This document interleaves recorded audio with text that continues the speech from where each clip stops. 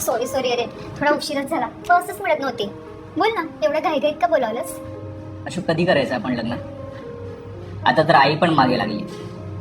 अरे मग आईला सांग, एखादी सुंदर मुलगी बघून लग्न करून टाका तुझं. प्रॉब्लेम काय आहे? प्रॉब्लेम काय? मजाक मारायला 5 वर्ष मी तुझ्या मागे फिरत होतो. हे बघ अशोक, तुला चांगलंच माहितीये मी तुझ्याशिवाय दुसऱ्या कोणत्याच मुलीचा लग्नासाठी विचार सुद्धा करू शकत नाही, आणि तरी तू असं वागतेस. मग कसं वागू? सांग ना, कसं वागू? अरे बाबांचा जॉब गेलाय, सतत 12 महिने आजारी असतात ते, आईचे गुडघे गेलेत, भावाचं अजूनही शिक्षण सुरू आहे. रोज सकाळी 5 वाजता उठते मी, स्वयंपाक करते, धुणी भांडी केर कचरा आवरून जॉबला निघते. जेमतेम महिन्याला 15-16 हजार पगार आहे रे मला. त्यावर कसं बसं घर चालतं, त्यावर भावाचं शिक्षण, बाबांची औषधं. आणि तुला काय वाटतं, हे सगळं सोडून तुझ्याशी लग्न करून मी का त्यांना मरायला सोडून देऊ? अगं पण लग्न तर करावंच लागणार ना. नाही करायचं मला लग्न, नाही करायचं, समजलं?